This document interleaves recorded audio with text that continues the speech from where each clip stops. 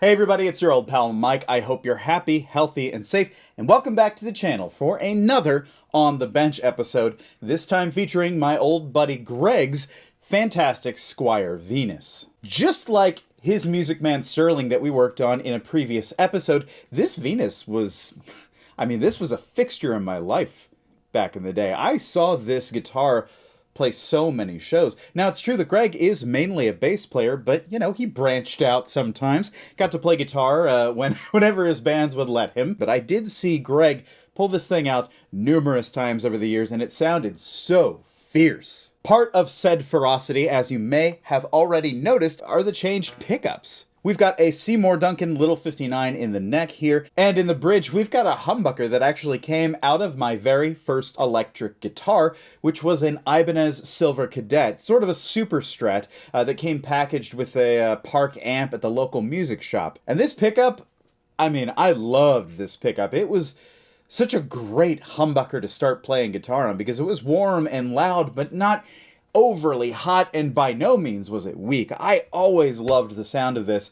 And so when that Silver Cadet eventually cracked through the neck joint and I couldn't play it anymore, and Greg wanted a better pickup and he always liked the sound of that guitar, well, I offered it to him and even installed it for him back in the day. But the reason it's on the bench today is basically for a quick once-over before we pack up and move to Seattle. That's right, if you haven't heard, well, by the time this video's out, your old pal Mike, well, he's back in the Pacific Northwest, and I'm very excited about it. We'll talk about that more in the future. But before I head out, I'm going to give this a full once-over. That's a setup. I'm going to pull the guard and take a look at the electronics and see if anything needs to be adjusted. I am also going to be setting this up for C standard. My buddy Greg is a big fan of harder genres of music, and when it comes to hard rock or metal or nu metal, any of those things, Greg is an authority in my life. So we're going to set this up for C, and that's going to be interesting because the Squier Venus has this import adjustomatic bridge on it, and that limits the range of intonation that we are able to achieve. So we're going to see exactly how close to perfectly in tune we can get this guitar. But you know what? Hot take incoming. In my humble opinion, the vast majority of heavy music that I interact with these days was just too perfect. It's overproduced, overcompressed, quantized to hell and back, and it feels like all of the danger, all of the dynamic, all of the emotional release, the catharsis that makes metal such an incredible genre of music, well, in a lot of cases, it's just gone. A lot of the music that really sticks with me, that really hits me emotionally, it's very human. It's very real. It's raw. And that's just what I like. Now, if you like absolutely perfect sounding music, then that's great. That's just not for me. Anyway, what was I talking about? Oh yeah, guitars. So this Venus is going to get a full setup in C standard tuning using a set of Ernie Ball Mammoth Slinkies. These are gauged 12 to 62 with a wound third. But before we throw them on, we gotta clean this thing. So the first thing I'm gonna do is just really quickly see what his action is like. And 0.9 above the 12th fret, which I'm definitely going to lower. I'm not happy about that. And we're at 0.1. 0.1 above the 12th fret on the bass side, and that's just way too high. Although, once we tune this thing down, we'll see. The strings are likely to flop around quite a bit more, so we may have to compensate with that using action, relief, whatever tools are available to us. But first, let's get rid of these teeny tiny baby strings in E standard and give this guitar a thorough cleaning. Now there is a significant amount of fret wear on this guitar. It has been refretted, as you may have already noticed, with some enormous frets. I don't know what these are, but they're some of the biggest frets I have ever seen. So I'm going to just clip them. The guitar does play relatively well without buzz, so I'm not inclined to dress the frets at this moment, which is kind of good given that we're preparing for a move right now. I don't know that I would be able to find a time, but also Greg is relatively fine with the way this thing handles, so I don't feel the need to go that far with it. It's really cool to be working on another Venus. I really enjoy this model, especially the 12s. Those are wonderful guitars. Can't recommend them enough. But the story of how the Venus came to be is kind of a sad one, if you really dig into it. Because this guitar, if you didn't know, is kind of a copy.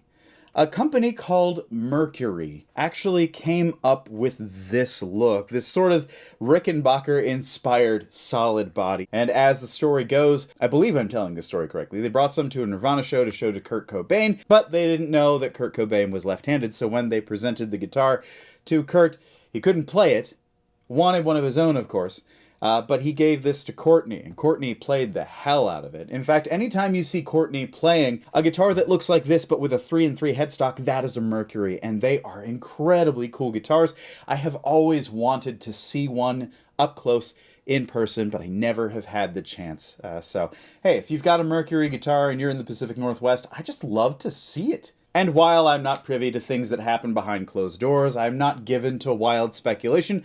Somehow, when Courtney Love was offered the chance to co-design her Squier signature model, this is what we ended up with. And what's even sadder is that Mercury for some time was talking about tooling up again and making new guitars, and that seems to have just kind of died off. In fact, there is a great thread over on Offset Guitar Forum that I will link in the description down below that goes a little bit deeper into some of the historical aspects of the Mercury guitar and the Squier Venus, how they're commingled and related. And at the end of the day, it's just a sad story about a company that couldn't quite get off the ground and also couldn't defend its very cool design somehow. Well, in any case, let's get to this pickguard.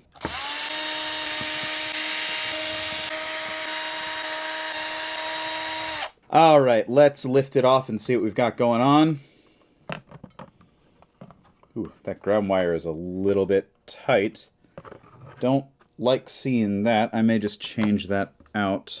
These solder joints don't exactly look all that great, but you know, I don't think this is my work from 1998 when I was terrible and didn't know what I was doing. Let's just fix it and move on and undo some of our previous crimes. Well, you know, I have worked on quite a few Venuses, Veni. What's the plural of Venuses? Venuses? Venuses.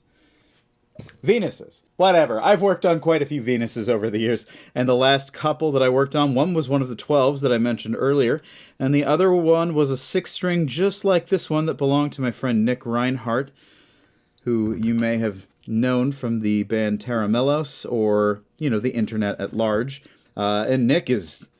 Goddamn, Nick is one of the coolest musicians I have ever met. He's an incredible player, an incredible guy, and just someone that I, you know, enjoy spending time with, although infrequently. We just never really got to hang out all that much. But if you're looking at the screen and you're super confused about what's going on with my soldering iron tip, I'm sad to report that after 6 whole years of using the exact same tip, I took really good care of this thing. But 6 whole years is a long time for a soldering tip, so that broke last week.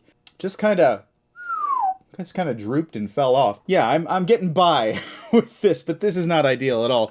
When we arrive in our new location, I will be sure to pick a few Weller tips up. And I'm just reflowing joints. Due diligence and all. I think this is actually pretty good. We've got 2 humbuckers. As I did with Nick Reinhardt's Venus, I did shield the entirety of the body, but with 2 humbuckers in here, noise isn't going to be quite as much of an issue. And certainly Greg hasn't complained about it, so I think I'm just going to let it ride. Man, it would be fun to get the stock pickups back in here, but I suspect, knowing Greg, that they are long gone at this point. So it's probably not possible. Just going to pop these screws in their locations. In their locations. These screws go in places we can only imagine. Dream of. Visit upon a dream. Little Shatner for you, don't know why. Feeling very weird.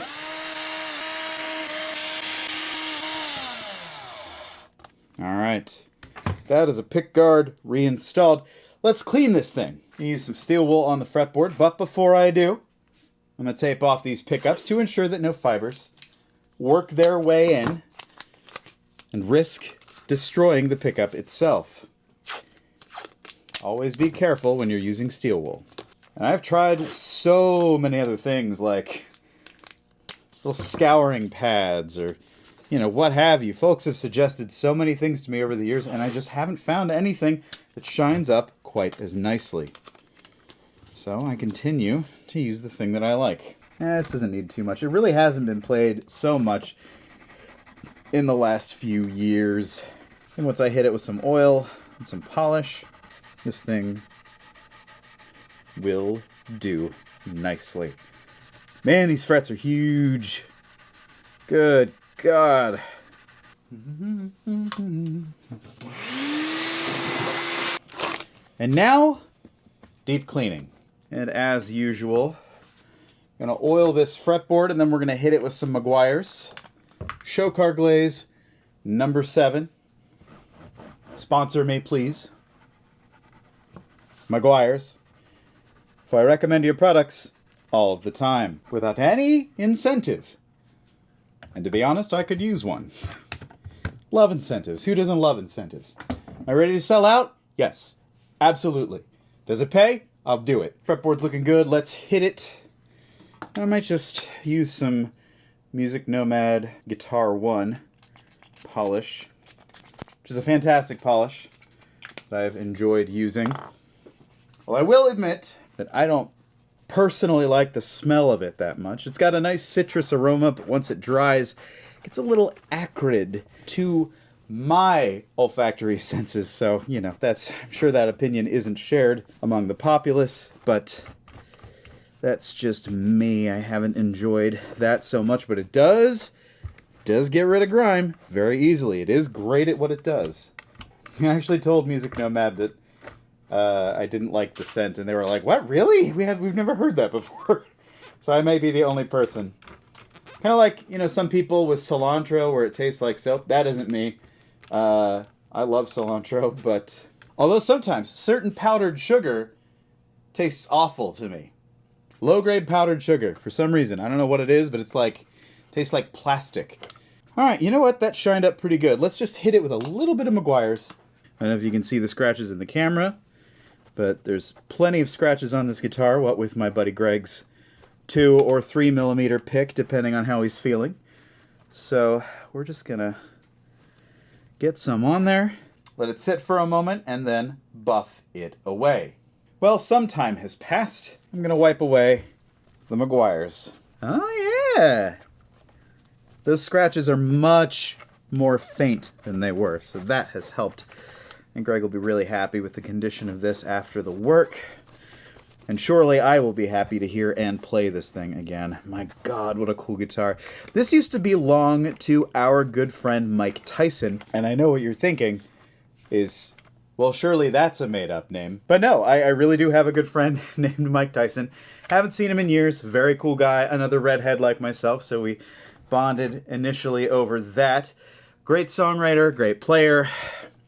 Kind of guy I really enjoyed hearing when I was coming up. Fun fact about Mike Tyson, my friend, not the famous boxer with the face tattoo, but Mike always had to make up a name when he was trying to get reservations at restaurants because you would not believe the amount of times that people hung up on him. I need a reservation for Mike Tyson. Yeah, right. Click. Happened all the time. I remember there was a story he used to tell about, I think Red Lobster, where he just could never get a table. So, hey Mike, hope you're doing well. Hope that hasn't happened to you in a long time. That's really, it's gotta be frustrating. And this bridge was backward. We're gonna fix that right now. Looks good. All right, what's next? I think we're ready for strings. Get these big boys on here. Mammoth Slinky, 12 to 62. That is such a huge string. We are almost in bass string territory, and I love it. I'm just going to string this up like so. This is going to be a beefy set. Or more correctly, a mammoth set of strings. Do woolly mammoths make that noise? Do we know that? Does science know that? Has science proven? This is the one thing that I don't like about the Venus is these ferrules are sometimes very hard to string. Because you've got a set on the front and a set on the back, and they do not always perfectly align. See, right now I'm stuck. I'm stuck halfway in. Hey, all right. All right. 6 strings through the body. Hey, is this going to fit? Oh, just barely. Just barely fits into the Cluson style tuners. Okay, I'm very excited. Oh, I'm so glad I don't have to drill that out for these ridiculous strings, which sometimes you have to do. And you know what? Before I string it up, you know, this is a good opportunity for me to file this gently because that slot does not look great, and I want to make sure that Greg is going to have the most fun possible. Right now I'm looking for my very old nut files that I keep around for this very occasion. Got a 60 here. I'll just... Whew. Let's try and make a nice, clean... Yeah, nice clean slot of fresh metal, although it might still hit the back of the bridge. There may be very little way to prevent that at this point because this bridge is very heavily worn, and someone has clearly filed these at some point. And by someone, well, I sure hope it's not me, but it might have been a very young Mike and his tomfoolery, thinking, I'm a guitar tech too. But present day Mike, 39-year-old Mike, well, he learned a couple things along the way. 24 wound, so the 26 is going to do just fine here. Ooh, this one's worn out. Barely have a cutting surface. Let's go over to the 32. That'll be fine for a 24. Oh, that's looking better. And we got a 20. And 12. Bang on. Ooh. Yeah. That'll be nice, and let's just finish it up with a little bit of abrasive cord to smooth out the saddle entirely. And yes, I could have done this before stringing it. Of course I didn't. Because my brain is all over the place at this point. I can't believe we're moving again. After the last one, I was like, nope, never doing this. This is awful. Moving is the worst. But when good things come up, you just say yes. Ooh, what a big string. Oh my gosh.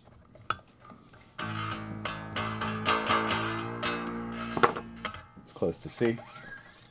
The nut actually looks like it's cut pretty well, so I may not have to adjust that. And I know at some point Greg also did have this set up for B tuning, so we're probably going to be okay.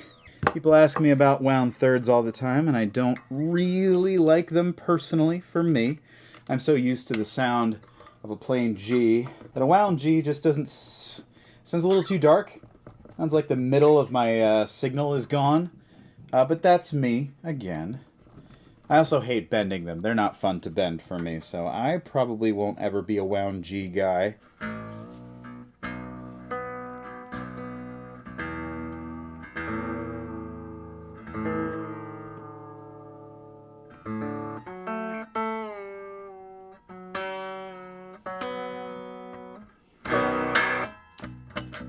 Is that C or B? Let's find out. Alright, let's see how close we got to C. I'm thinking I probably hit B. Yep, I'm B.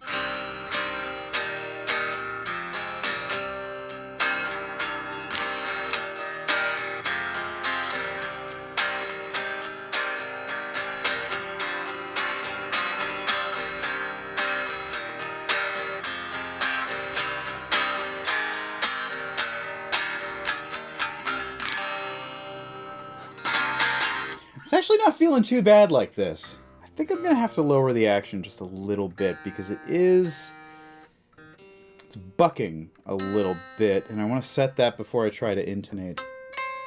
Let's lower the action just a little bit. Now we've got these oversized screw heads here, so I think I'm just going to gently do that. Not the ideal way to lower action, but it works if you're careful. And where are we now? It was at 0.9. Now we're at 0.7. And bear in mind that Greg is primarily a bass player, so high action may actually be a good thing for him, because I know he's got a heavy right hand, he's got a heavy left hand, he's got heavy hands in general. You know what? Let's straighten the neck, see what we can do about it. find the correct wrench. Straighten this neck.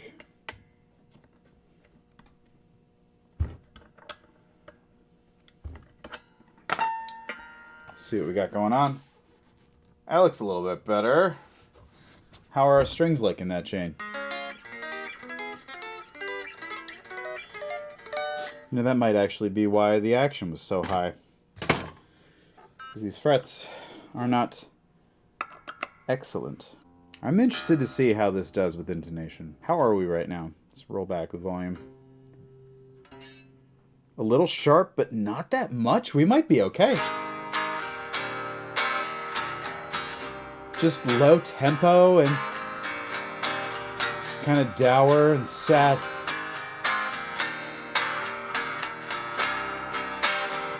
Hey, dour and sad. Hey, dour and sad. Okay, let's intonate. I'm feeling pretty good about this. Obviously not in tune, but this action is much better. For reference, we've got right between 0.6 and 0.7 on the high E, the low E, or sorry, the low C is at 0.7. I think we're in good shape. I might just raise the low C. So if I hit it, kind of clean, but I know Greg is just going to slam the hell out of this guitar, and I want him to be fully satisfied.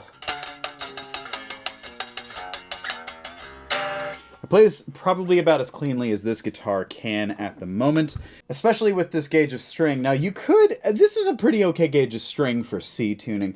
Conventional thought is that when you're dropping your tuning, you want to also go up a gauge or two just to tighten everything up, keep the strings from being too floppy, and that's a great way to go, and I recommend that in a lot of cases, but not all cases, because just like I said about metal music earlier, some of my favorite down-tuned guitars were done on like 10s. Gauges, which may not be quite as heavy as we would use today to reach those same low tunings. And I gotta tell you, there's just something so sludgy and thick and powerful about a slightly undersized gauge of string for C or C sharp or B tuning. All right, let's intone this bad boy. I'm just gonna move this saddle way back. And I think we're going to be okay. Back about halfway now.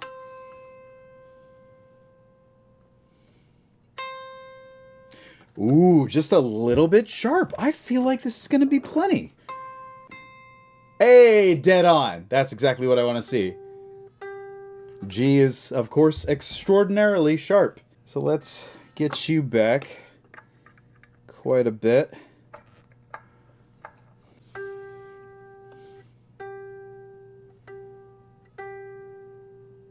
I'm going to say that's good. Let's tackle the wound third, and that might be our saving grace because wound thirds always need to be a little bit forward compared with their plain brethren. And you are sharp as hell. Oh boy. We're going to detune that string and just move it aside.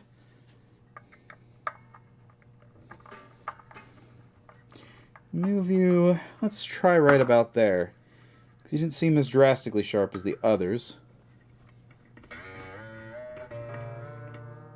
Oh. That feels pretty good to me. All right. Let's do the A sharp. Very sharp. The F is slightly sharp. And the C might be bang on. Let's get you out of the way. It's a good idea to make sure that you only adjust intonation when the string is loose. When it comes to the wound strings especially, you'll see me kind of fudge that rule for plain strings sometimes if we're really close. But the reason is that you have a really high chance of, still a little sharp, of flattening the bottom of the string as you adjust, which will wreak havoc on trying to nail intonation, which is why I always recommend intonating a guitar with a completely fresh, unplayed set of strings.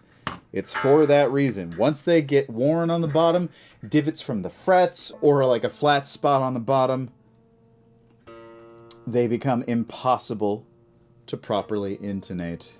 And for those curious parties who've heard me talk about heavy music, wondering what I actually listen to, I love the band Juna, DJUNAH. Pretty much anything Kurt Ballou does is fantastic. Thanks to my friends Ryan and Connor, I'm a big fan of 2 Minutes to Late Night. Bang on. So if you've got some cool, rad metal bands that I should be listening to, I would love to hear about it.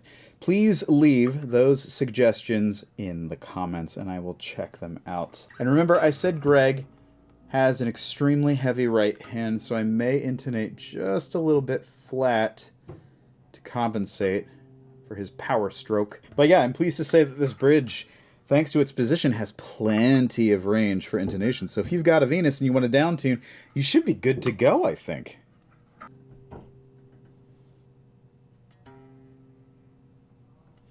Now that's dead on. Is this... I think this pickup is just a little high and interfering with my intonation adjustment. Let's back this off. If you didn't know that magnets, man, how do they work? Can actually cause issue when you are intonating a guitar if they are too close to the string. They will physically pull the string out of tune with itself. Oh yeah, that actually helped. And now we're flat. Alright, you know what? I think it's time to plug in and hear what this thing really sounds like.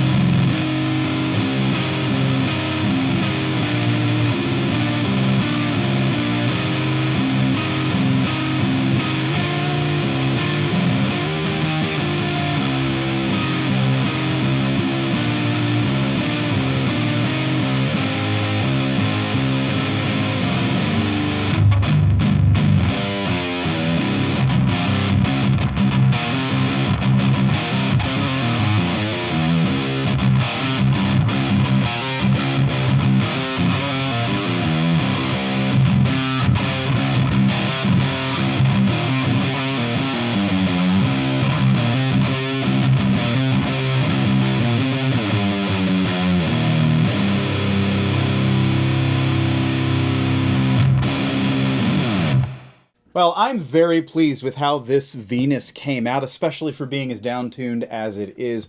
I think Greg is going to be very pleased with this thing overall. Anyway, I've got some stuff to pack up, and so I need to get to that. But before I go, I want to say thank you so much for watching. I do appreciate you coming back to the channel again and again, for liking, for sharing, for commenting, for subscribing, for doing all of those good things that make the algorithm so very happy. And a quick shout out to my supporters on Patreon.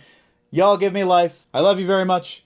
Thank you so much for your support. And if you too are interested in finding out how you can support the channel, click the link in the description down below. Alright, I'm going to get this back in its case and over to Greg's house, but I hope that you're taking care of yourselves and each other, and we'll see you in the next video.